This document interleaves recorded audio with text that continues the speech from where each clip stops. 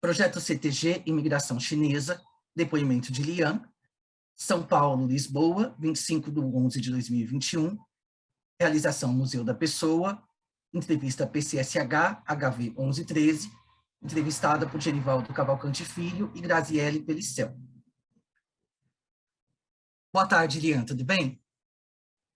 Tudo bem, Genivaldo. Então, a gente vai começar com uma pergunta bem básica. Eu gostaria que você me informasse o seu nome completo, a sua data de nascimento e a cidade onde você nasceu. Marília Furtado de Andrade, 21 de maio de 1950, Belo Horizonte. Apelido, Lian. Qual o nome dos seus pais? Gabriel Donato de Andrade e Vera Furtado de Andrade. Você tem irmãos? Sim, 6. E onde você está nessa escadinha? Mais velha, do meio ou mais nova? Eu sou velhança, uma criança velha. Sou a mais velha.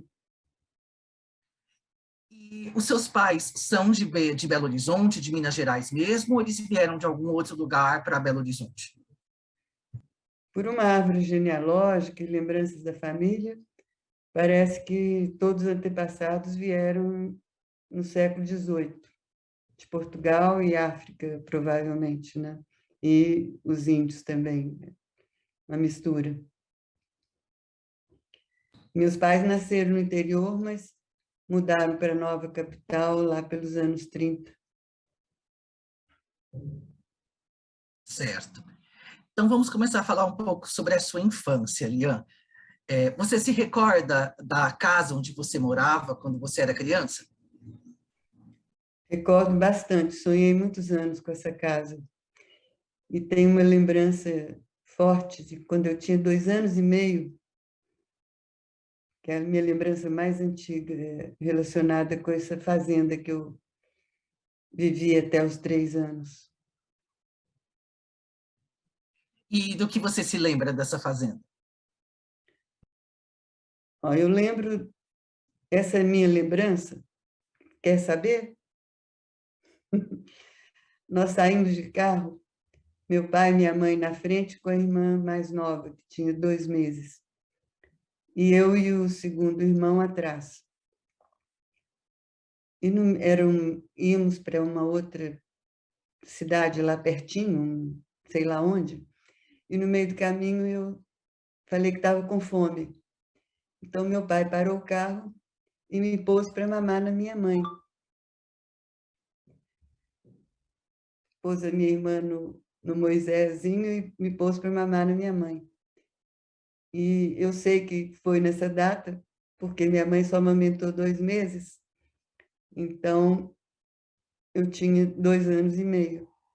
E meu pai, quando ouviu essa história há poucos anos, falou assim para mim: "Ah, então é por isso que você não tem ciúme."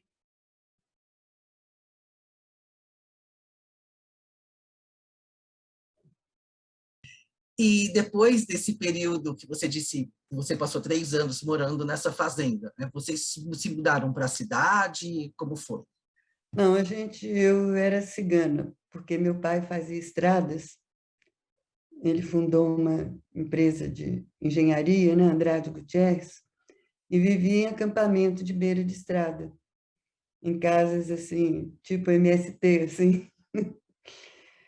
E de vez em quando íamos a Belo Horizonte, na casa dos avós. E aí, quando eu tenho até uma foto, eu com o Juscelino, na inauguração da JK, né, na inauguração da Regis Bittencourt, em Registro. Tem uma foto que depois mando para vocês. A época do desenvolvimentismo. E depois meu pai pensou em mudar para os Estados Unidos, que ele tinha uns tios muito reacionários, que punham medo do comunismo, e ele queria então mudar com a família para os Estados Unidos. E eu apoiava, porque eu era super fã, minha família sempre foi americanófila, desde meu avô, que foi para os Estados Unidos em 1905. Então, aí com o golpe militar ele desistiu de ir, eu fiquei antimilitar desde aí.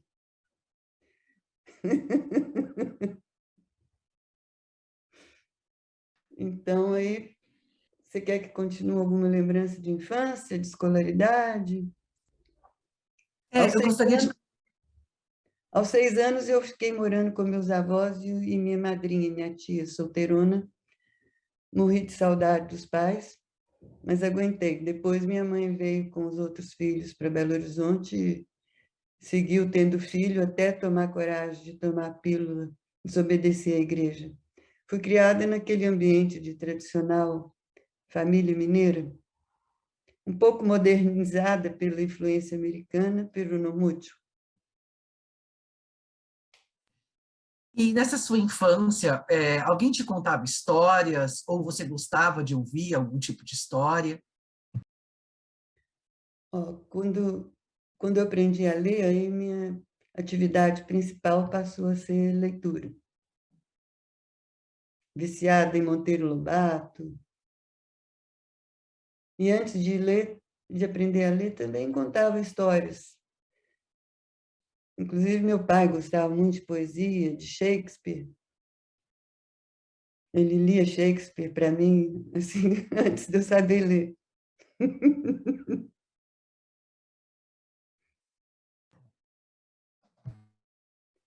Lian, você falou, né, que a sua família era como se fosse nômade, né? Que vocês moravam em beira de estrada. Como é que foi ir para a escola? Vocês chegaram a se ficar no lugar para isso? Eu fui à escola a primeira vez no primeiro ano primário, quando eu fiquei morando com os avós. No primeiro dia, já levei uma bronca da professora, porque chamei ela de você. Nunca tinha aprendido a chamar ninguém de senhor. Foi uma escola muito repressiva, tem muito trauma de infância. Ela ensinava bastante, mas era muito torturadora. E durante a escola, assim, nos primeiros anos, você tinha alguma matéria favorita? Geografia, em primeiro lugar, acima de todas. Aí depois, com 12 anos, passou a ser o inglês, mas não na escola, eu estudava particular.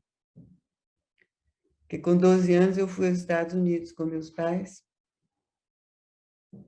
e fiquei assim entusiasmadíssima com tudo, né? Com a viagem. Depois voltei aos 14, voltei aos 17.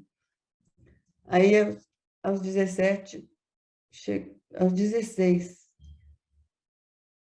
eu conheci um rapaz, irmão de uma colega da escola de freiras, que acabava de chegar dos Estados Unidos. Passou lá 3 anos em Nova York, trabalhando de garçom.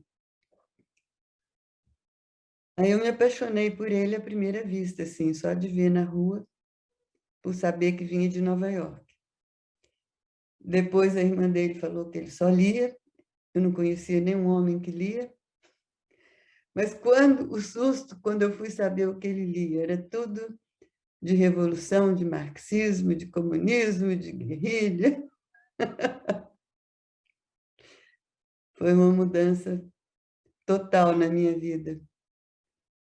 Mudei para a escola pública, cheirei o primeiro gás lacrimogênio, e aí foi o movimento estudantil 67, 68. Aí que eu conheci a China, que é o motivo dessa entrevista, né? A minha relação com a China. Porque eu entrei para um grupo político que estava se transformando em maoísta. A Ação Popular, que era uma organização que vinha da Igreja Católica, mas depois do golpe de 64 se transformou em marxista e linha chinesa. E como que chegou essa influência chinesa? Depois do golpe de 64, a repressão à UNE e tudo, eu até fui presa no Congresso de Biúna, em 68. Fiquei presa uma semana. Mas com o golpe de 64, a esquerda no Brasil e a juventude começou a olhar para o mundo. Quer dizer, muitos já olhavam, né? Mas os jovens que não olhavam, como eu, viram aí o movimento estudantil na França. movimento estudantil nos Estados Unidos, no México, para todo lado. E na China, a juventude, guardas vermelhos, criando a juventude, tomando poder. Era a notícia que chegava, instaurando o igualitarismo absoluto e as comunas. E teve um racha no movimento comunista mundial, a partir de 57, que a China e a União Soviética entraram em dissidência, em discordância. Então, para a esquerda tinha o exemplo russo, que era o Prestes, Partido Comunista Brasileiro, tinha um exemplo cubano, que gerou a guerrilha urbana no Brasil, e o modelo chinês, que era sintetizado em criar bases de apoio para uma guerra popular prolongada, que era o modelo chinês. E o russo, que era investir mais nas alas democráticas do exército e agir mais dentro da legalidade. Então, os jovens gostavam mais da linha fidelista chinesa, que oferecia o socialismo mais rápido. E essa época do movimento estudantil, você lembra de algum momento marcante? Muitos. Inclusive, agora, desde maio, tem em São Paulo e no Brasil um movimento que chama Geração 68, sempre na luta. Eu até devia estar com a camiseta aqui, que aqui em Lisboa também vou nas manifestações com essa camiseta. Então, reúne os velhos de guerra, os sobreviventes dessa época. E aí a gente discute muito, tem Zoom, tem curso, debate, grupo no Zap. É um debate intenso desde maio entre os velhos, a velha guarda. Então, reativa muito a nossa memória dos eventos que a gente viveu em 68, né? E a prisão em Ibiúna foi um momento muito importante. E o fato da gente ficar quase dia e noite em plantão, fazendo no centro da cidade, lá na Faculdade de Direito, fazendo comício, passeata, panfletagem, estudando as obras de Mao Tse Tung. Eu até brinco que eu aprendi espanhol com Mao Tse Tung, porque eu fazia tradução dos textos do espanhol para o português. Depois imprimi no stencil, né? Datilografar era um trabalho do dia a dia. Já a prisão, que quando chegou o exército, polícia, sei lá, começaram a tirar, deu um certo medo deles quererem nos metralhar naquele momento. Mas era só para a gente levantar o braço. Depois que veio a parte pior, né? Dos 400 mortos, a partir do AI-5, que foi logo depois do Congresso de Ibiúna. E nesse momento, a gente já foi, dentro da política de ação popular, nós fomos transferidos para a política de proletarização, seguindo o exemplo do Mao, mandando todo mundo trabalhar com camponês, operário. Aí a gente foi trabalhar com operários na cidade industrial de Belo Horizonte, Contagem. E lá eu comecei a dar aula de alfabetização de adultos. Eu já tinha feito o curso do Paulo Freire, com uma pessoa em Belo Horizonte. Foi muito bom. Eu fiquei nessa profissão mais de 6 anos, dando aula de alfabetização. Porque depois de Contagem, nós fomos mandados para Londrina, Paraná. E aí já existia o Mobral e eu dava aula pelo Mobral. Mas para sair da cidade industrial, antes de sair, a gente saiu de Ação Popular e passou para o PCdoB, que era a linha chinesa mais antiga, porque o PCdoB era um racha do PCB. Eram militantes que vinham com Prestes e, em 62, racharam, foram para a linha chinesa mais radical. Vocês querem isso tudo de detalhe? Não, é só os momentos que forem mais importantes para você, que você quiser contar também. Não precisa ser tudo. Não, porque é tanta coisa. Eu dei um depoimento em 2014, para a Comissão de Direitos Humanos do Paraná, sobre a minha vida. Está no YouTube. Então, aí, quando era direitos humanos, é mais política. Como aqui o Museu da Pessoa, eu não sei o que abordar mais profundamente. Então, aqui é mais sobre a sua história de vida mesmo. Eu até te perguntar agora sobre a época da faculdade. Como foi a sua primeira faculdade? Foi em Londrina. Porque em Belo Horizonte eu abandonei, né? Em 68 eu estava no terceiro científico, para medicina. Eu queria ser médica da guerrilha. Mas aí, com o movimento estudantil, o colégio fechou quase o ano inteiro, e quando voltou, eu já estava indo morar na cidade industrial, abandonei, faltando um mês para terminar. Fui idiota. Os professores, amigos falavam, não desiste, faz um trabalho de cada matéria que a gente te dá o diploma. E eu toda arrogante, né? Não vou mais estudar. Isso final de 68.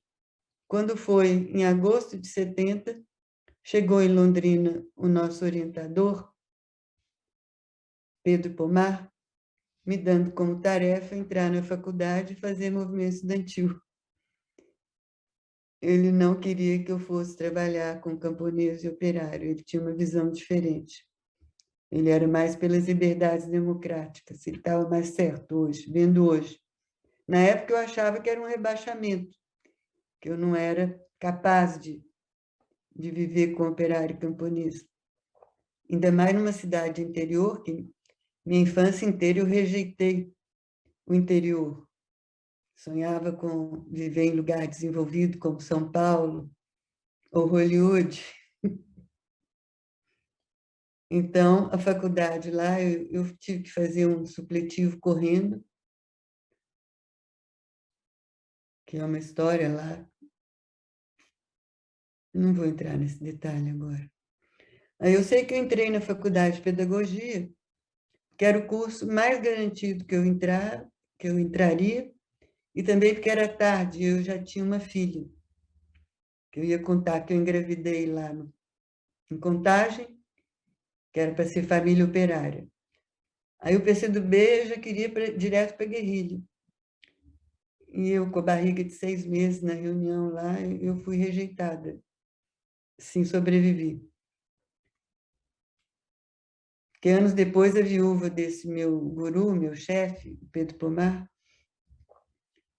ela falou que na época eles até pensaram em ficar com a nossa filha, mas se acharam velhos e com isso salvou a nossa vida.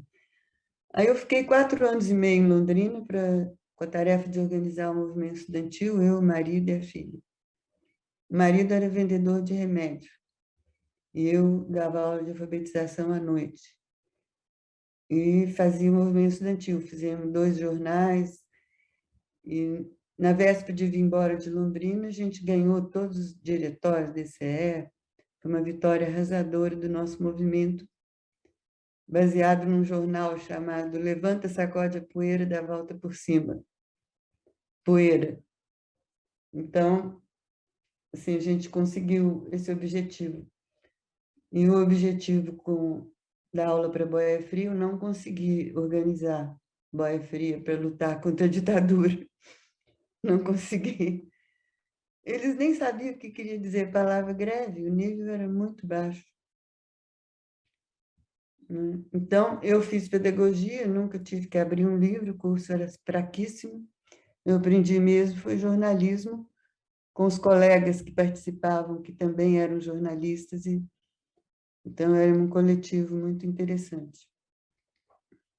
Depois viemos embora para São Paulo,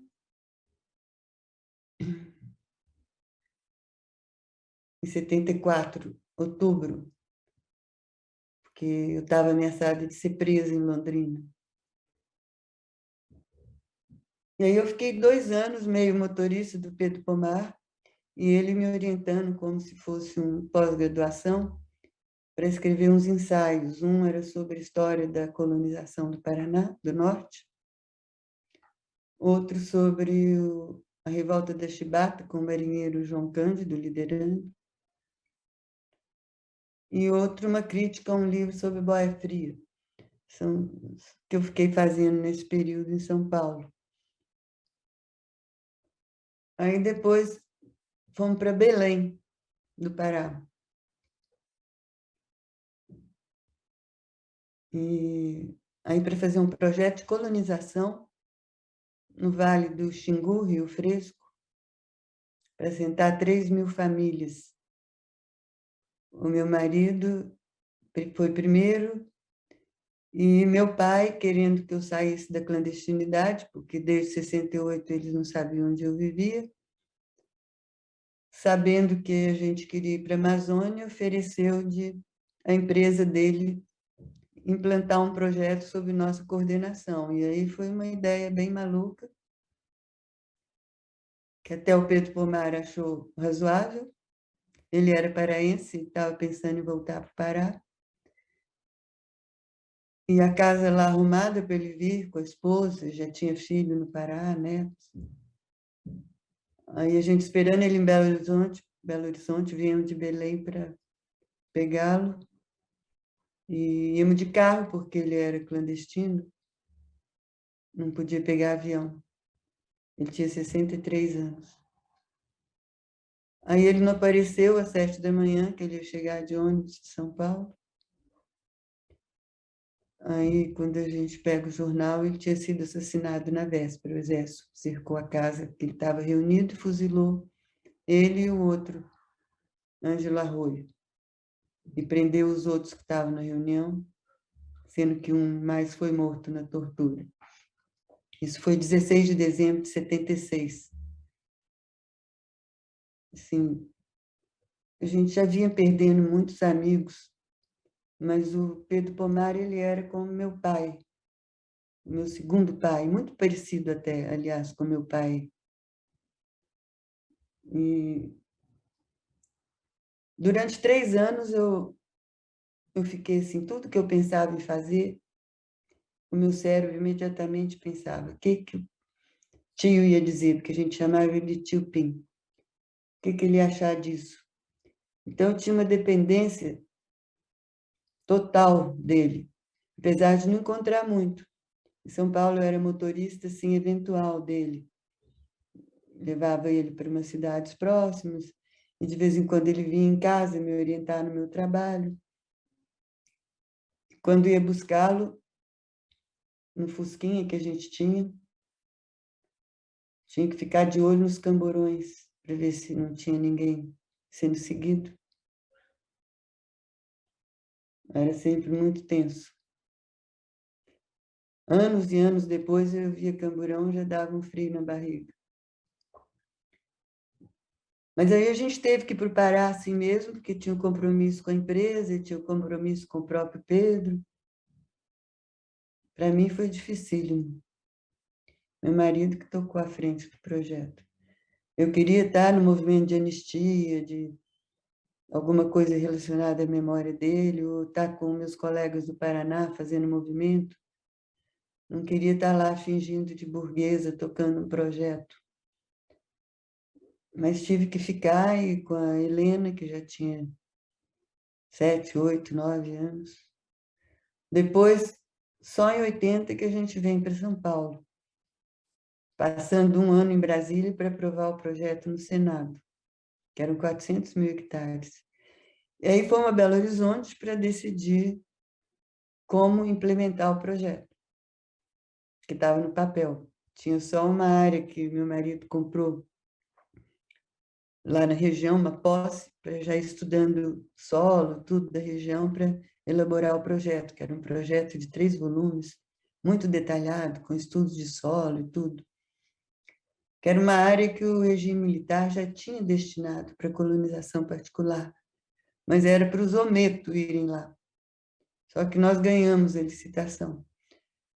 E na hora de ir para a reunião, estava meu pai e o sobrinho dele, que era o executivo maior na empresa. E aí eles falaram que nós não íamos poder executar o projeto, que tinha que ser os engenheiros. Aí eu falei, então não quero. Eu não vou seguir ordem de engenheiro, que não entende nada do social, E fui embora para São Paulo, arrastei meu marido. No mesmo dia, no dia seguinte, já tinha alugado um apartamento aí no BNH do lado do museu. E aí fui trabalhar no jornal Movimento, fui fazer política, fiquei feliz da vida e aprendi muito. Foi o ano que eu aprendi mais profissionalmente, eu acho. Em Belém, eu fiz um curso de pós-graduação que a Fundação Getúlio Vargas dava para Sudã. Um curso de 6 meses, 600 horas, muito bom. Chamava Desenvolvimento Rural Integrado. Eu aprendi bastante nesse curso, porque, em geral, nas escolas eu quase nunca aprendi nada. Aprendi mais lendo. E, Lian, continuando essa sua chegada em São Paulo e a sua entrada no jornalismo, conta um pouco para a gente como foi essa experiência de começar a trabalhar com jornalismo em São Paulo. Tudo bem? São Paulo, Jornal Movimento. Raimundo Rodrigues Pereira, que era o editor. E meu irmão também tinha um jornal em São Paulo, na mesma época, também de esquerda, à esquerda do movimento, chamava Em Tempo. Mas a turma mais ex-maoísta, né, o PCdoB, AP, ficou no movimento. E os trotskistas e outras tendências, já esqueci os nomes das tendências, foram formar um Em Tempo. Então, eu fazia matérias para o Em Tempo, mas eu era mais orgânica no movimento. Para o Em Tempo, eu fazia matérias de questão agrária, que esses anos todos de Londrina, o Pedro Pomar orientou muito o nosso estudo em questões agrárias. Mais para frente, eu até fui trabalhar no Grupo Agrário do PT, e depois no INCRA, no Ministério da Reforma Agrária. Eu ia até fazer um mestrado em Sociologia Rural, depois mudei de ideia. Então, no movimento, eu aprendi bastante, me mandaram para o Nordeste fazer uma reportagem, uma série sobre os camponeses, os sindicalistas. Foi muito interessante. E pena que não durou, porque no ano seguinte o jornal fechou. Aí a gente mudou para Belo Horizonte. Eu tive ideia, justamente com a turminha lá no movimento, o Tibério Canuto, que já foi de AP, já foi do Partidão, não sei onde ele está hoje. Ele falou num bar lá perto do Jornal Movimento que ia ter eleição no ano seguinte, isso foi 81, que todo mundo que pudesse candidatar-se para fortalecer as bancadas. E aí eu tive ideia do meu marido candidatar, porque ele tem o mesmo nome do pai dele, Manuel Costa, e o pai foi deputado 32 anos, presidente da Assembleia Legislativa de Minas, era do PSD, depois Arena, mas era uma Arena light. Ele era amigo do Tancredo, do Israel Pinheiro, a turma ex-PSD. E ele tinha morrido fazia poucos anos, então eu pensei que sim, que o Manuelzinho, né, o Mané, podia herdar alguns votos do pai, mas não podia entrar no PT, porque aí era mais difícil conseguir esses votos. Então, eu sugeri ele entrar no MDB e depois passar para o PT. Só que ele até foi o mais votado do MDB, 148 mil votos, ele trabalha bem. Além de que meu pai deu uma força financeira, e também no norte de Minas, meu pai tem fazenda, então ele teve muito voto. E, na época, o que fez ele ter mais voto foi fazer santinho, porque o voto era vinculado, então ia a chapa toda, né? Desde o governador, senador, era o Tancredo governador, né? E aí até o vereador, não tinha eleição para prefeito ainda, né? O prefeito era nomeado, e ele foi eleito. Mas eu estava fazendo um mestrado em Sociologia na USP, ia sempre a São Paulo, e eu tinha ficado sócia do meu irmão numa gráfica, Companhia Editora Juruês, que vinha crescendo aos poucos. Então, eu ia muito a São Paulo e acabei não me adaptando a Minas Gerais, a vida lá, política. Não queria passar para o PT também. Acabamos separando, mas antes disso, eu tive minha segunda filha, Petra. Quando cheguei em Minas, que achei que a vida não tinha mais perigo de vida, então decidi ter uma segunda, que a primeira foi ideia e pressão do marido. E aí, eu estava grávida de 1 mês da Petra, não tinha contado para ninguém, quando meu pai vem e fala que o projeto lá do Pará, o Tucumã, estava dando errado, porque foi invadido por garimpeiros e que os engenheiros não estavam dando conta, que ele ia devolver o projeto para o Exército.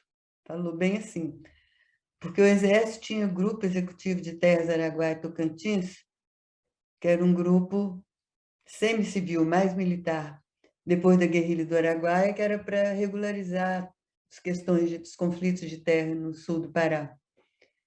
Era até um cara muito interessante que dirigia esse projeto de assentamentos, o Íris Oliveira.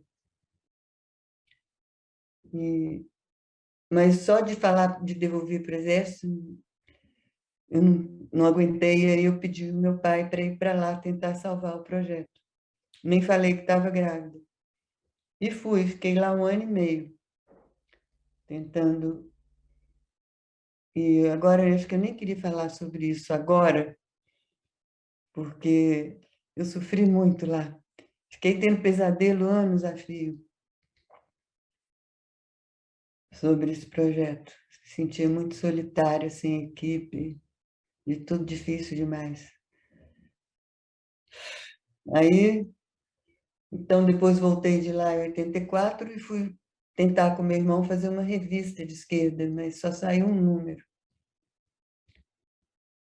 Nós não tínhamos experiência, Brasil Extra. Aí, o que deu certo foi que a gente comprou a Gazeta de Pinheiros, jornal de bairro, e ganhamos a Leia Livros, do Caio Graco, que ia fechar.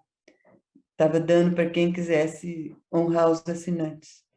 Então, nós tínhamos esses 2 projetos para concentrar a revista. Nós não tínhamos condição de fazer uma revista, não tínhamos experiência. Eu, caipira, capial, vindo da clandestinidade. Meu irmão vinha de Minas também, ele era muito, como é que se diz, muito trotskista para fazer frente, né? Porque os trotskistas estão sempre rachando.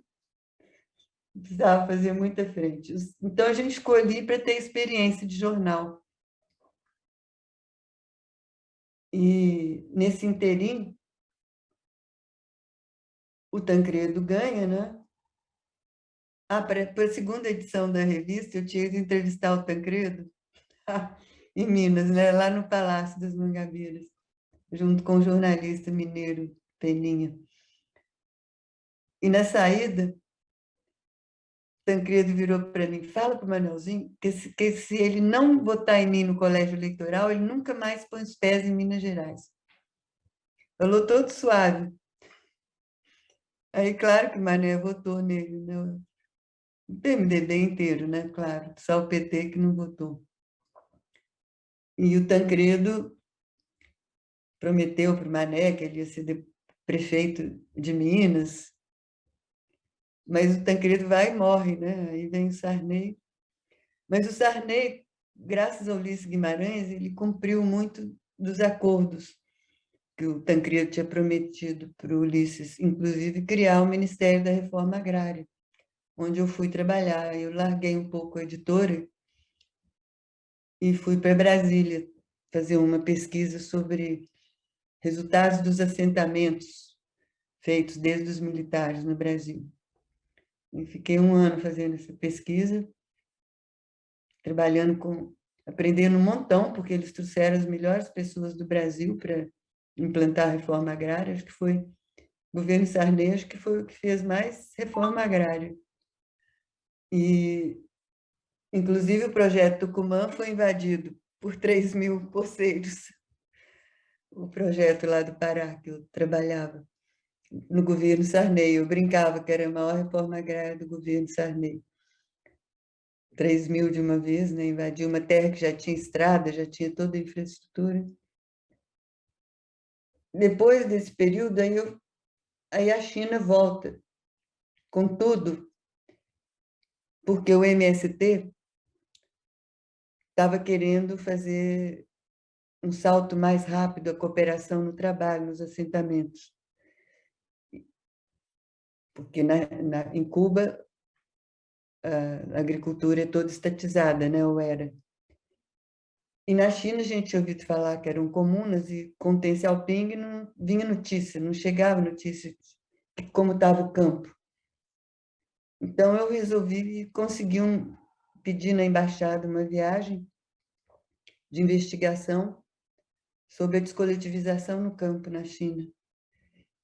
E eles aceitaram. Acho que o Vladimir Pomar, que é filho do Pedro Pomar, deve ter feito um pistolão para mim lá, né? Sei que a viagem saiu e eu convidei minha mãe, eles aceitaram levar minha mãe, que ela tinha muita experiência de fazenda e interessou muito em ir junto. E passamos mais de um mês no Oriente, em outubro de 86. Foi uma viagem muito importante para nós. E o mesmo intérprete da viagem do Pedro Pomar, em 71, que eu tenho até uma foto, você acha que atrapalha mostrar a foto aqui, né?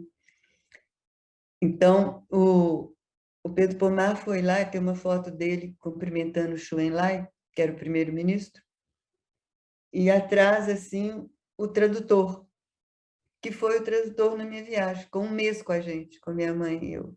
E ele já era diplomata, já tinha servido em Brasília, então foram muito consideradas. E eles falavam, e você é mais considerada ainda porque viaja com a mãe, porque o ocidental não considera os velhos.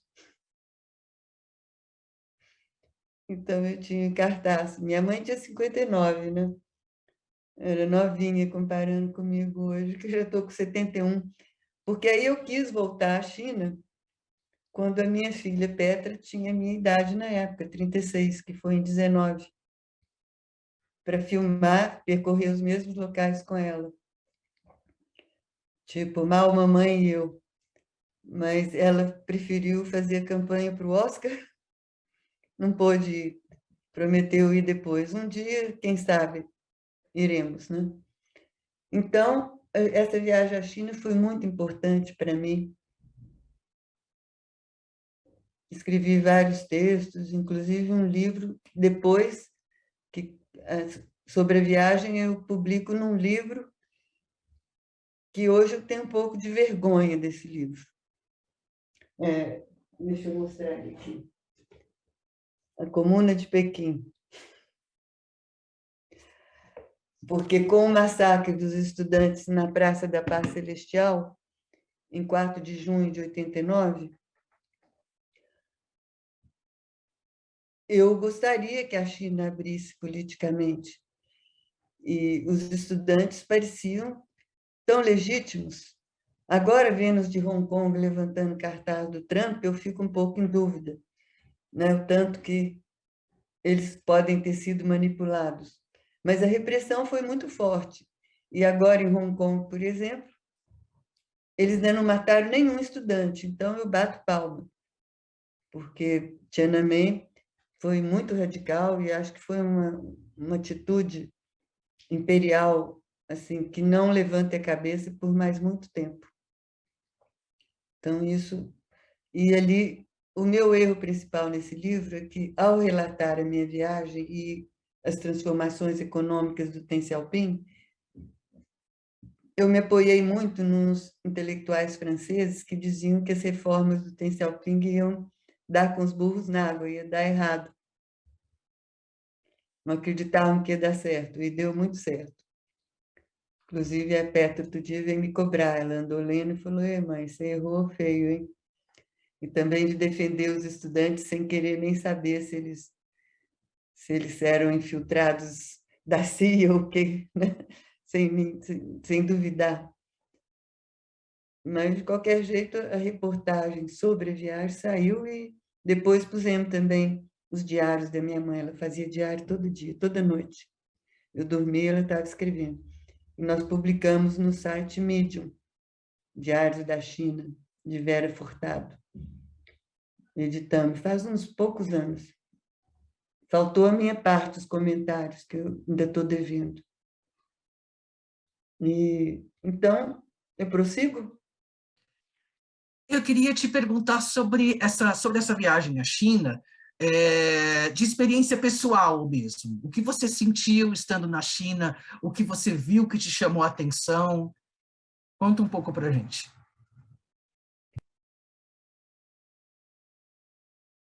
Primeiro eu vi que tinham descoletivizado o campo. Até no livro eu ponho uma frase assim, uma frase fictícia. Você viu que estão distribuindo as terras todas para os camponeses? Ah, isso é comunismo.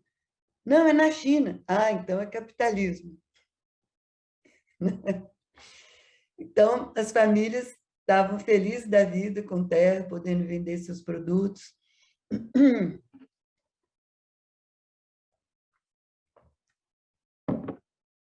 E consegui flagrar um boia-fria lá, trabalhando para um camponês remediado, que era assim, mostrando a tendência da desigualdade e crescendo à medida que as reformas capitalistas ou de mercado iam entrando, né? Comecei a levantar questões. E todo lugar que a gente chegava, eles perguntavam primeiro o que eu achava da União Soviética. Eles ainda morriam de medo de uma guerra atômica com a União Soviética, impressionante. Tinham até abrigos antiaéreos. E na volta, eu comentei numa palestra, um debate para o pessoal do Museu Nacional no Rio, que antropologicamente eu me senti pela primeira vez patriota. Assim, porque eu morar numa cultura totalmente desconhecida, viver lá e sem imprensa livre, para mim parecia difícil.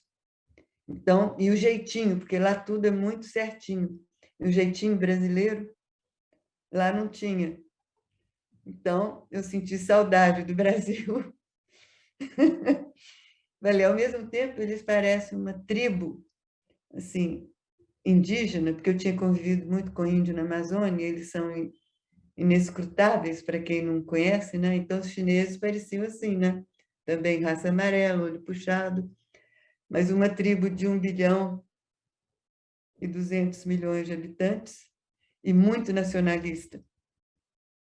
Muitos lugares a gente chegava, parecia que eles nunca tinham visto um ocidental. Até passava a mão no cabelo da minha mãe, que era um pouco alourado, assim, pintado, né? Eram muito curiosos. Todos ainda vestiam roupas Mao Tse-tung, ou azul marinho, ou verde militar, praticamente todo mundo. Bicicletas, carro quase nenhum. Agora, então, que eu tive agora, o susto que eu levei, né? Com ver a quantidade de carro em Pequim, em Xangai, assustador, muito. Eles estão, parecia assim, em Xangai, então, parecia uma Quinta Avenida de Nova York. Só a loja da Tiffany's tem Tiffany's, assim, 8 andares escrito. Muito impressionante. Parece que falaram, ó, em troca de vocês investirem aqui, nós deixamos, em algumas cidades, pelo menos, vocês podem recriar os seus mercados. Então, é uma coisa que eu ainda estou digerindo. Mas, na época, a conversa mais importante que eu tive foi com um cara do Comitê Central, que eu não me lembro o nome, tem uma foto dele. Minha mãe até anotou, tem anotado as coisas que ele foi falando. E ele falou que os russos iam se fuder, em outras palavras, porque estavam abrindo primeiro a política para depois abrir a economia. Que eles não, eles estavam abrindo a economia e a política, sabe-se lá quando que ia poder abrir. E foi justamente o que aconteceu. Isso foi em outubro de 86, né? Em 89, caiu o Muro de Berlim. e com a perestroika e glasnost e tal, eles fizeram mais glasnost que perestroika, né? Mais abrir politicamente do que mudaram economicamente. Então, essa fala desse chinês foi bem precursora assim, do que ia rolar na China. E a comida. Aprendi a tomar cerveja, que eu não tomava. Lá eles servem numa garrafa verde, sem rótulo, nos restaurantes para turista que a gente ia, né? Eles enchiam o copo igual eu encho de água. Então, aprendi a tomar cerveja com comida. E a minha mãe contava, em cada lugar que a gente ia, quantos pratos eram servidos. Porque o mais importante foi em Pequim, com o pessoal do Comitê Central, foram 24 pratos. E o mínimo era 4. Mínimo 4 pratos. Aí, conforme ela via a nossa importância, de acordo com a quantidade de prato no lugar que a gente estava visitando. Ela era muito... E foi emocionante também um dia em Xangai, que nós fomos visitar um casarão estilo francês, assim, de 3 andares, que eles devem ter desapropriado, né, dos franceses, transformado numa escola de música para crianças. Visitamos a escola toda, vimos as crianças tocando. Minha mãe, na saída, encheu os olhos d'água e falou: agora eu te entendo. Eu achei que ela ia ficar assustada, com medo de tomar a casa dela em Belo Horizonte, mas não, ela achou bacana.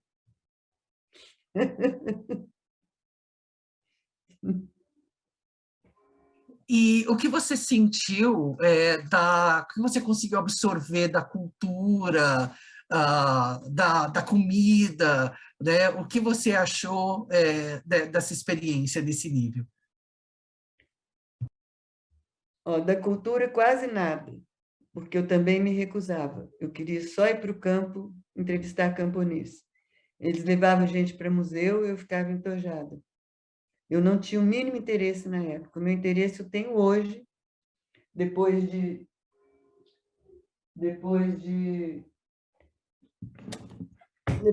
conhecer esse livro, Fundamentos da Cultura Chinesa. Porque esse autor, o Cyril Javary, ele é um especialista em China, ele já foi à China 60 vezes. E ele traduziu o I Ching do chinês para o francês, que é a melhor tradução que tem, incomparavelmente, assim, não tem nem comparação, ela é muito boa. E desde 2002, que eu consulto regularmente o I Ching e leio os livros que o Cyril Javary vai nos mandando sobre a cultura chinesa. Então, isso aí é outro capítulo, que é o taoísmo, porque em 2003 eu aprendi a meditação Zen, num retiro na Espanha. Então, juntou o taoísmo, o budismo, o confucionismo, para entender a cultura chinesa. E vou começar a estudar chinês agora. Já entrei num curso online. Não sei o grau de dedicação que eu vou ter, porque ano que vem, campanha do Lula, então não sei se eu volto para o Brasil, é tudo incerto, mas vou me preparando. Ao mesmo tempo, estudar a cultura chinesa ensina muito para a gente, porque, como o Cyril fala, o próprio ideograma já faz o chinês pensar o cérebro direito e esquerdo diferente de nós. A leitura já leva a formatação de um cérebro, né? E a escrita chinesa surgiu para escrever nos cascos de tartaruga a interpretação que o universo mandava quando eles julgavam o I Ching. Então, foi para explicar as tendências, vai ter enchente, vai ter guerra, que eles inventaram a escrita chinesa há 3.500 anos. acharam centenas de milhares de cascos de tartaruga com os rudimentos da escrita. Desenterraram uns 100 anos isso. Então, é muito curioso que a gente não saiba de nada disso, né? E foi nesse período, depois a gente volta um pouco, mas foi nesse período, depois que você fez esse retiro na Espanha, que você começou a se interessar mais pela cultura chinesa e pensou em adotar o nome Lian? Foi. Mas o nome Lian não tem nada a ver com a China, foi coincidência, porque é Marie Lian Andrade, é meu nome do meio. Marie Lian Andrade. Porque eu estava reduzindo meu nome, cortando sílabas, e sobrou a sílaba Lian. Eu queria simplificar meu nome, não gostava de Marília. Em 2008. Depois que eu vi que Lian, em chinês, quer dizer flor de lótus, que é uma coisa bem budista, né? Um símbolo bem budista, que a flor nasce do lodo e sublima, então que qualquer um tem condição de ser iluminado. É um símbolo. É um pouco ousado até eu querer chamar flor de lótus, mas foi sem querer, né? Foi sem querer e soa bastante chinês, mesmo que você não soubesse, né? Pois é, pois é. O meu mestre Zen até falou, pô, você mudou seu nome? O mestre que tem que mudar para o discípulo? Mas você não é meu discípulo, tá bom. Porque eu não quis me ordenar e seguir o budismo, né? Tanto ele depois virou para o mindfulness, que mindfulness são as técnicas de meditação budistas adaptadas a quem não quer seguir religião. Ele chama de atenção plena lá na Espanha. E ele faz coaching de planejamento estratégico. Então, ele estava me fazendo um planejamento desse quando eu resolvi mudar de nome para simplificar a minha vida. Bom, Lian, você disse que você tinha algumas correções para fazer sobre algumas coisas que você tinha falado. Pode falar. É que quando eu falei do livro Comuna de Pequim, eu escrevi de parceria com o Luiz Fabre, que era meu namorado na época, jornalista também, e fizemos juntos o livro. E sobre Tucumã, que eu falei que não queria falar muito, quem quiser saber mais, pode ler Piauí, de outubro de 2020, que o João Salles está fazendo especial sobre a Amazônia, e ele me entrevistou no Zoom um tempão e põe lá meu depoimento sobre a experiência do projeto, que ele teve lá na cidade de Tucumã e ouviu falar de mim, e aí me procurou, que ele já era conhecido da Petra.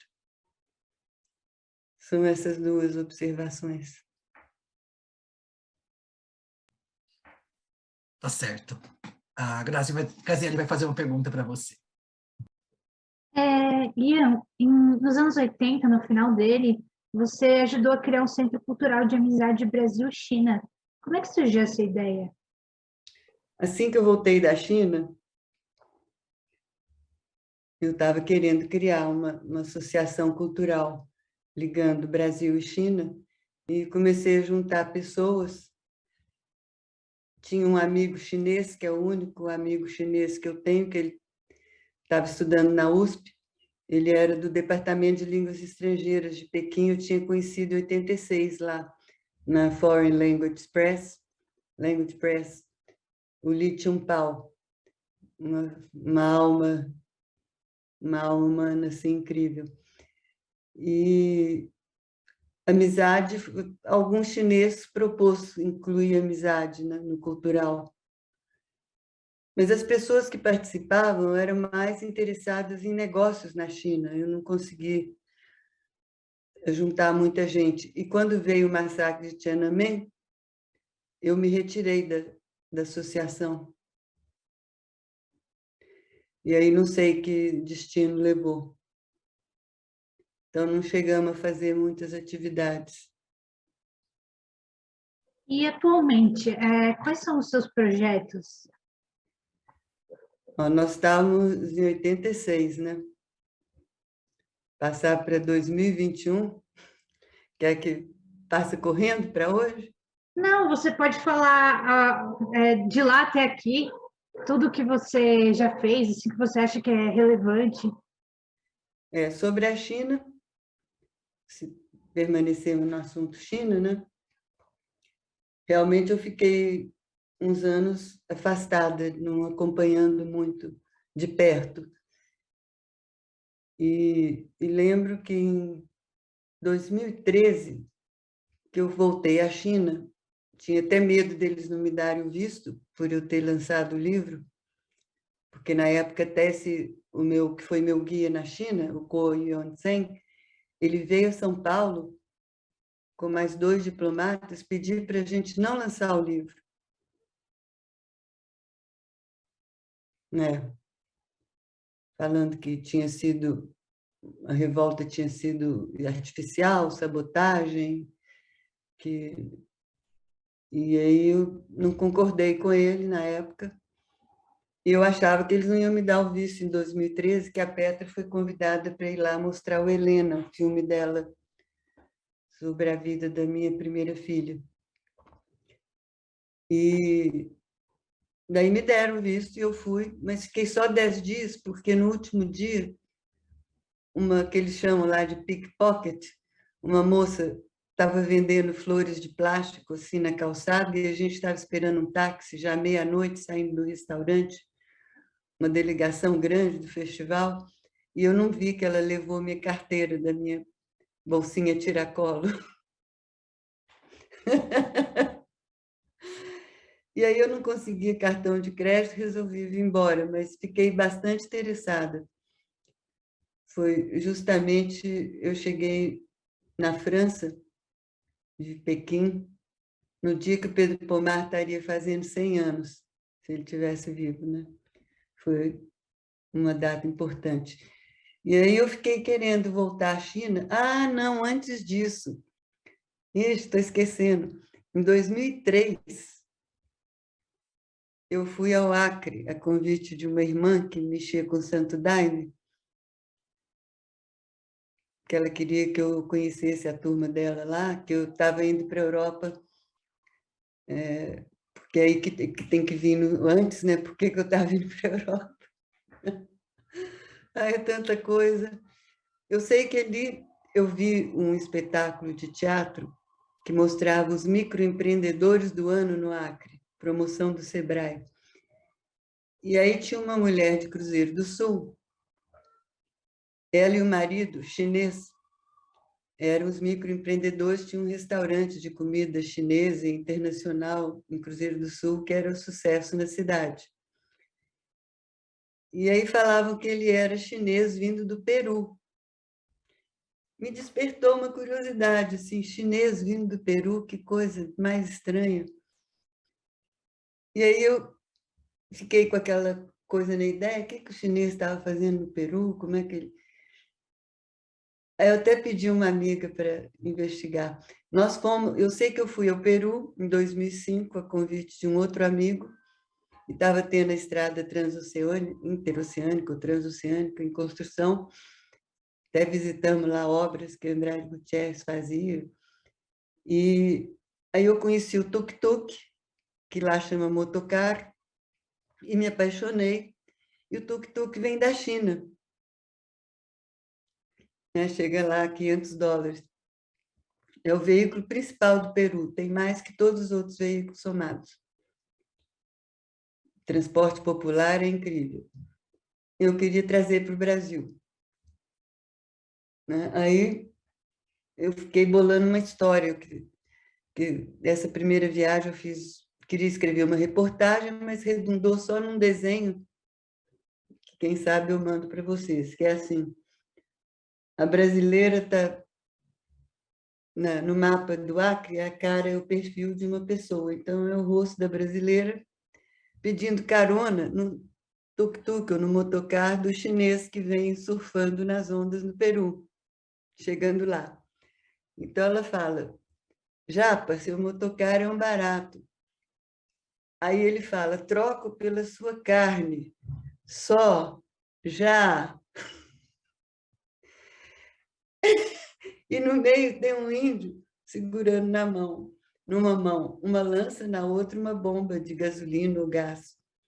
Escrito, dou ou não dou um gás? Porque a história é o seguinte, teve lá um massacre de índios protestando contra o drilling, de tirar petróleo na Amazônia. E tem empresa chinesa e brasileira também, várias. E tinha tido, os índios bloquearam uma estrada e a polícia massacrou quase 100. Uma coisa horrível, estava lá. Então, contra o drilling. Então, aí que eu bolei uma história, que um dia eu ainda faço um filme sobre ela, um livro, uma revista em quadrinhos, inspirada no Mário Vargas Llosa, no Pantaleão e as Visitadoras. Então, a Petrobras e a estatal chinesa, que eu já esqueci o nome, elas se associam para neutralizar os nativos da selva peruana, para deixar elas furarem. Para isso, manda um monte de brasileira encalhada e importa um monte de chinês com tuk-tuk para ensinar os nativos a fazer irrigação, que eles não sabem fazer irrigação. E com isso, os brasileiros ficam gostando dos chineses e diminui os 30 milhões de homens a mais que tem na China. E essa história começa assim, Pedro Pomar encontra Xu Enlai para comunicar, a mando do João Amazonas, que ia fazer guerrilha no Brasil. Então, Xu Enlai fala, não, eu tenho uma ideia melhor. Nós vamos começar a política do filho único, vai sobrar muito homem. Então, vocês têm que desenvolver as áreas lá desocupadas para receber os nossos homens excedentes. Então, para isso que o Pedro Pomar me manda para a Amazônia, para eu aprender como ocupar racionalmente a Amazônia. E aí eu tenho que ficar agora 1 ano em Pucallpa, na cidade lá da selva, para fazer o projeto piloto desse projeto. Que aí a história rolaria ali. Eu chegaria ali com as mulheres, que no Brasil tem mais mulher que homem, né? Então, iríamos ensinar os nativos a irrigar suas terras, porque na época da seca, eles mudam para as favelas, nas áreas que os rios abaixam, nas cidades, e ficam morando em condições horríveis. Então, a ideia seria ensinar eles a irrigar na estação seca. Para isso, o chinês tem experiência e daria como dote o tuk-tuk. Então, é bem uma história de Deus ex machina, né, que entra para fazer uma ocupação. Mas aí eu voltei ao Peru, quando o Humala ganhou, e a região toda da Amazônia, que era tão linda, virou tudo mineração. Não deu tempo de... E diziam que os donos das bombas de mineração, em grande parte, eram chineses. Porque o Peru tem 1/5 da população peruana tem sangue chinês. A gente não sabe, mas lá tem muito chinês. E eles têm um acordo de livre comércio, então os produtos chineses chegam muito baratos. Então, eu tive que contar essa história para mostrar que o meu interesse pela China vinha já de antes, né? Isso foi 2003. Só em 13 que eu fui à China, 10 anos depois. E aí eu estou na praça principal de Xangai, eles falam Xangai, né? Vejo um monte de guarda-sóis abertos na praça, coloridos, com casais assim de meia idade. Aí eu me aproximo, já filmando, e tem uma folha de sulfite presa em cada guarda-sol, com escritos em chinês, mas eu consegui ver 1980, 1983, 1,76. Ah, estão arrumando casamento para os filhos.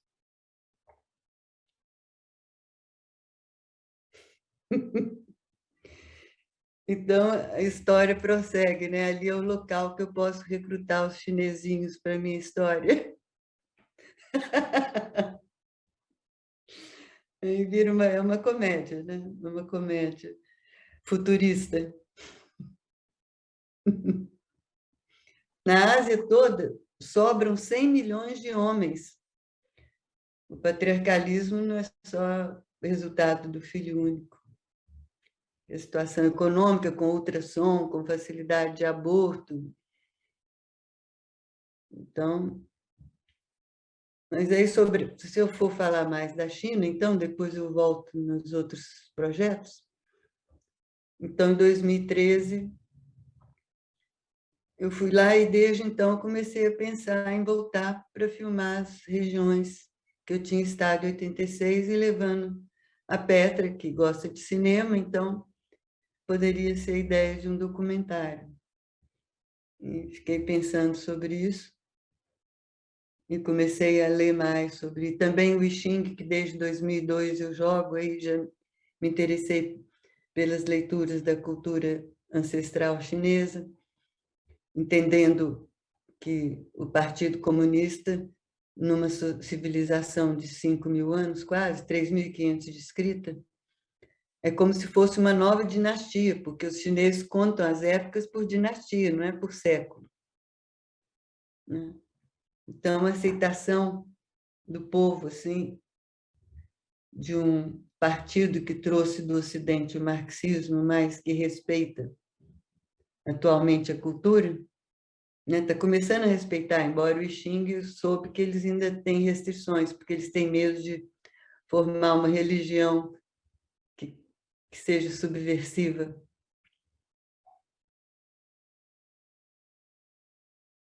Querem falar alguma coisa? Eu prossigo. Perguntar sobre os outros projetos também, além desses relacionados com a China, que você realizou. Tem, depois do projeto Tucumã e das atividades de jornalismo, eu perdi minha filha, Helena, em 90. E daí, só em 97 que eu consegui fazer alguma coisa, que foi um centro cultural em memória dela, que foi o KVA, o pessoal dançar forró. No prédio que tinha sido a gráfica, que meu irmão tinha fechado logo depois da morte da Helena, o prédio ficou vazio, aí a gente alugou em 94 para uma casa noturna de amigos meus, e aí em 97 eles saíram e nós começamos o centro cultural ali, e com a casa noturna chamada KVA, que é Quilo Volt Ampere, que eu considero que foi um cavalo desembestado que passou embaixo de mim e me levou a galope assim, para fazer esse projeto. Porque era só fazer uma escolinha de teatro. Mas aí a gente resolveu fazer uma pesquisa de opinião, que é uma técnica muito boa que eu já fazia em Londrina, pesquisa de opinião entre os estudantes, e eles não queriam curso, eles queriam balada. Então, eu falei, mas forró deu só 3%, mas eu faço balada, mas tem que ser forró, porque eu gosto de forró. E aí, já tinha uma turminha que dançava ali em casas próximas, e no instante bombou. Aí era de segunda a segunda, de quinta a domingo, era 3.000 jovens por noite, em geral menores de idade. E o juiz deu o alvará, me deu o alvará. Acho que era o único lugar do mundo. O pai deixava o filho lá às 8 da noite, buscava às 6 da manhã, de peioar ainda no carro, né, de roupão, e gastava só R$8. Mas aí foi lotando demais, lotando. E a turma do começo, minha filha, que tinha 13 anos no começo, a Petra, eles foram para a faculdade, Petra foi estudar fora, eu fui ficando muito cansada, e aí, ao mesmo tempo, eu tinha experimentado substâncias que me fizeram querer pesquisar, fazer assim, um manual do Setting Setting, um livro que orientasse os jovens a experimentar substâncias de forma mais segura e agradável. E aí, em 2003, eu vim para a Europa para buscar uns cientistas nessa área e deixei o KVA na mão dos funcionários. Ainda durou mais 2 anos e meio. Depois fecharam, a gente acabou vendendo o prédio.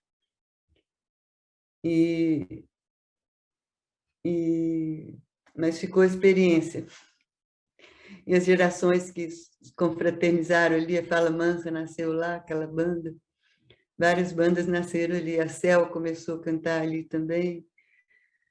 A Mariana Aidar. Era uma época de muita alegria. E nunca aconteceu nenhuma desgraça. Fomos abençoados. Então, depois eu vim então, em 2003, com esse intuito, mas tive que voltar para o Brasil. Minha mãe estava com Parkinson, tinha um rapaz que era meio enteado meu, filho de amigos, ficou órfão e começou a ter esquizofrenia grave. E depois, numa dessas, quando lá na Espanha, né, tomando lá alguma coisa que um antropólogo dava para a gente, num curso de terapias, apareceu para mim um ET na alucinação, que ele falava assim: eu vou matar sua filha, que eu tinha acabado de deixar para fazer faculdade em Nova York. Vou matar sua filha, vou te matar e vou acabar com o mundo. E o único que tem... Eu controlo o mundo inteiro com as minhas engrenagens, o Bush está a meu serviço. Tinha acabado de ter guerra no Iraque, sei lá onde. Aí, e falava assim, não sei se era a voz dele, outra voz que falava assim: e a única pessoa capaz de me enfrentar é o Lula.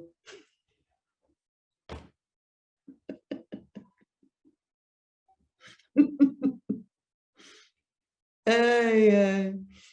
Aí eu tinha várias razões para voltar para o Brasil, desistir da pesquisa, desistir do livro, mas ganhei o Zen, porque eu estava tão agitada nessas experiências lá na Espanha, que eu fui para um retiro para aprender a ficar quieta, sentar e ficar quieta. E aí o Zen me conquistou, em outubro de 2003. Então, eu voltei bem firme, praticando a meditação, tendo mais firmeza, organizando minha vida toda. E aí, depois, a Petra veio querendo fazer filme. Mas, antes disso, nós fizemos uma ONG, porque meu pai, querendo que eu ficasse com minha mãe e ele em Minas, sugeriu a gente fazer uma ONG juntos, que ele investiria. Então, nós acabamos achando como leitmotiv legalizar o queijo de leite cru da Serra da Canastra, que era ilegal. Em 2008, esse é um outro fato pitoresco, que a gente começou a ONG em 2007. Não, antes dessa ONG. Eu voltei, aí veio o mensalão. O Ibope do Lula estava lá embaixo. Aí eu adiei a ONG e fui trabalhar nos direitos humanos em Brasília, 1 ano. Em 2006, eu trabalhei lá com Paulo Vanucci. Foi só 1 ano, porque o meu projeto era fazer essa ONG do queijo, já tinha definido. E também não gostei de trabalhar no governo.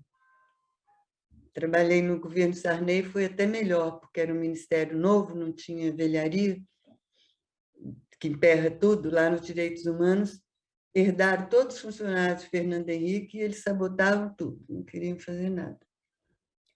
Mas fizemos lá um festival de cinema e direitos humanos. E aí, então, aí começamos essa ONG do queijo. Em 2008, teve um jantar em Brasília. Minha mãe falou: fomos convidados para um jantar em Brasília, comemorando 60 anos do Andrade Gutierrez, e vai o Lula, mas seu pai e eu não vamos, não, nós estamos muito velhos. Eu falei: não, vocês têm que ir, vamos lá fazer propaganda do queijo. Aí eu fui também, servindo queijo com goiabada para o Lula. Estava lá o dono da Globo, o Zé Alencar, a Dilma, um monte de gente nessa mesa principal. Aí eu cheguei para o Lula e falei: Lula, essa goiabada é feita pela minha mãe da Ângela Gutierrez, que está aqui na mesa, e o queijo vem da Serra da Canastra e nós temos uma ONG para legalizar. Aí o Lula: que nada de ONG, você tem que formar empresa. Todas as ONGs estavam tendo uma CPI, né, de ONG em Brasília. Você tem que formar uma empresa. Aí eu saí sem graça, assim. Falei, não vai ficar assim. Aí não sei como, do céu veio uma coisa assim na minha cabeça, eu cheguei e falei, presidente, escolhe, legaliza o queijo ou a maconha? Aí ele falou alto na mesa, legaliza o queijo, a maconha eu deixo para a Dilma. Aí a Dilma, legalizaremos.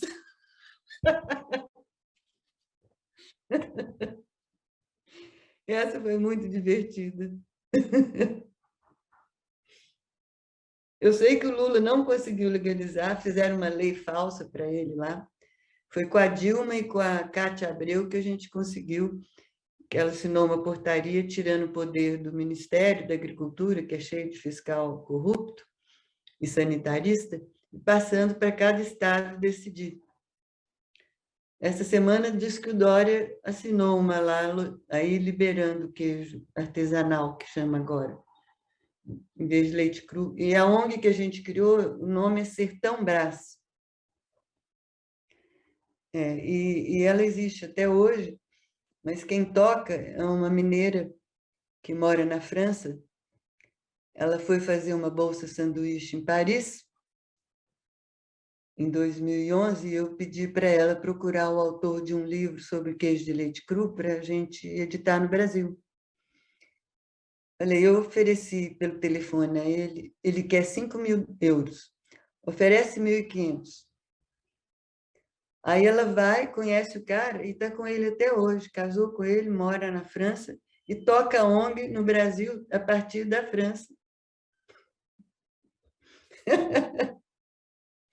Incrível essa história, né? Agora, por exemplo, São Paulo está oferecendo para ela fazer um concurso mundial de queijo. Segundo, o primeiro foi em Araxá, ano atrasado, antes do Covid. Agora vamos fazer em São Paulo, num lugar incrível que inaugurou na Faria Lima, lá, sei lá o que, ela mandou uma foto aí. Então, essa ONG, acho que é a única coisa que eu fiz que dura, sem mim. Então, minha mãe morreu em 2011, eu perdi o gosto de ficar por lá. E aí vim ajudar a Petra em São Paulo, na produção, eu digo que é PAC, Produção de Ambiente para Cineastas. Né? Que tudo lá pertinho, ali na Vila Ida. Então, eu trabalho quase sem sair de casa. E daí que veio essa ideia de China, né, de novo, mas aí começando o filme pela China. Esse do Peru tem que esperar mais um tempo. Não, eu ia te perguntar, assim que a Petra começou a produzir documentário, você também começou a se envolver com ela? Não, ela estava no Rio, quando ela começou. Ela chegou e foi trabalhar, ela trabalhou 1 mês ou 2 com o Padilha, auxiliar de montagem do Felipe Lacerda, um filme sobre os índios Yanomami e um americano. Mas aí logo eu escrevi para ela e falei, vai assistir um filme aí, que vai ser lançado amanhã, que eu li no jornal,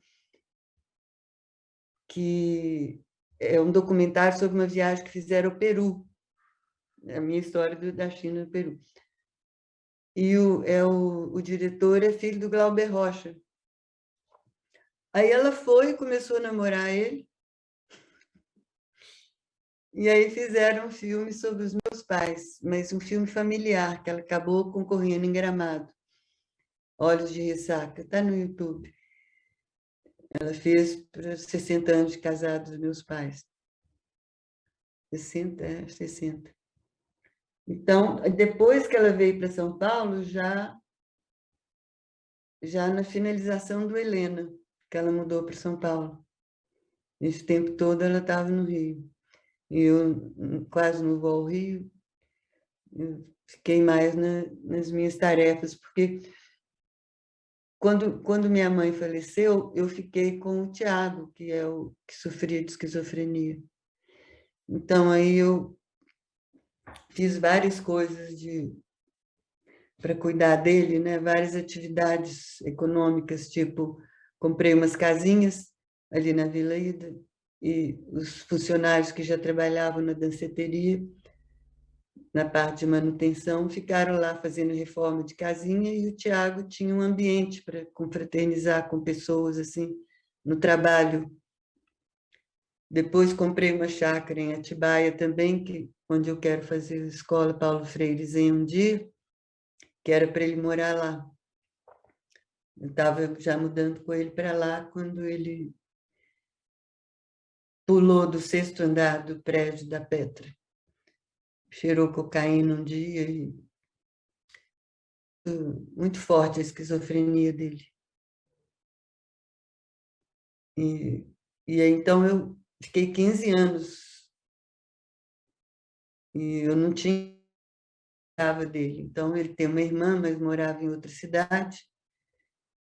Então me ocupei muito isso até 16. Aí 16 a Petra foi para Brasília filmar o congresso. E eu fiquei lá 1 mês ou 2 no final das filmagens dela, mas quase não participei. Fui mais para ficar assim como uma stand-by. Quando eu vejo minha vida assim, 70 anos, eu vejo que grande parte do tempo a minha profissão era stand-by. Né? Eu sempre pronta para atuar igual no PT. Eu sou petista desde que meu irmão fundou o PT com Lula e outros em 80. Mas nunca tive nenhuma atividade, a não ser participar de grupos de estudo e coisas, nunca disputei nada, nunca fui de direção, sempre no stand-by. Só fui para Brasília também no stand-by para salvar o Lula. Ele foi salvo, mas não com a minha ajuda. Pode ser que eu estava meditando muito na época, pode ser que a meditação ajudou.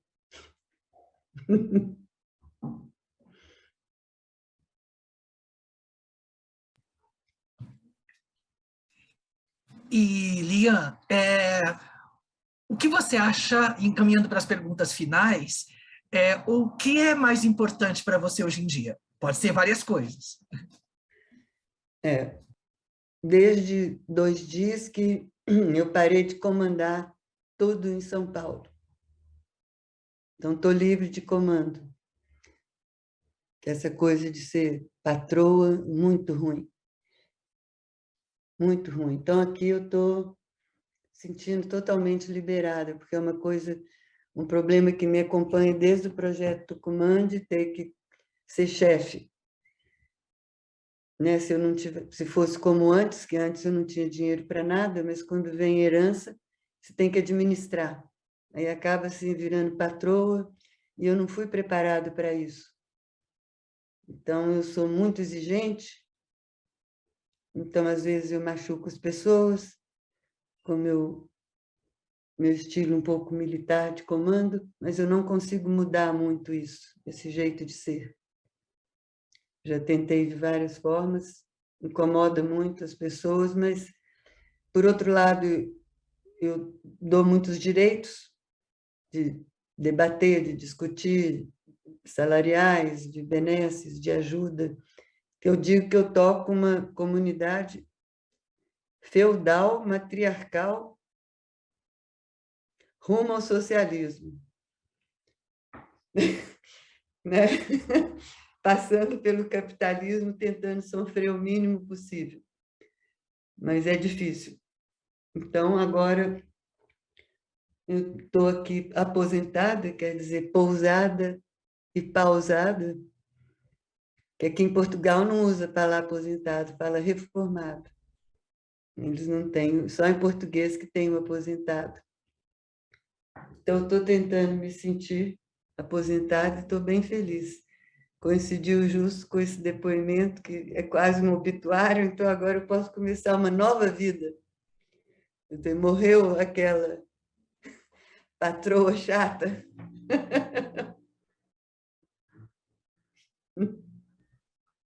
Bom, então vamos para a última pergunta, então. Como foi para você contar um pouco da sua história para a gente hoje? Ah, ótimo, muito divertido. Pena que vocês não podem interagir como se fosse uma roda de conversa, né?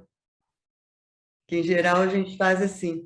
A Petra quer que eu escreva memórias, mas eu tenho um certo bloqueio para conversar, é muito mais fácil. Então, por isso que esse convite de vocês até me libera um pouco de escrever memórias, ou talvez me entusiasme mais, sei lá, vamos ver, né? Acho pessoas para conversar online, gravam, aí posso aprofundar mais as questões, porque quando eu tinha 36, eu estava em Brasília. Tem tempo para falar isso, essa historinha? Tem, claro. Estava lendo o livro da Doris Lessing, uma escritora inglesa, chama Golden Notebook, Caderno Dourado. E é uma autobiografia ficcionalizada. E chegou num momento, mais ou menos no meio do livro, que eu pensei, poxa, eu li meu passado, agora estou no meu presente. Será que eu quero saber do meu futuro? Então, foi muito marcante a influência desse livro. E ela tinha escrito 62, 30 anos, 30 e tantos anos antes. Então, eu fico pensando, já tem tanta gente para escrever tanta coisa que retrata, para que eu vou sofrer escrevendo? Né? Vamos ler a Doris Lessing, que eu já estou retratada ali.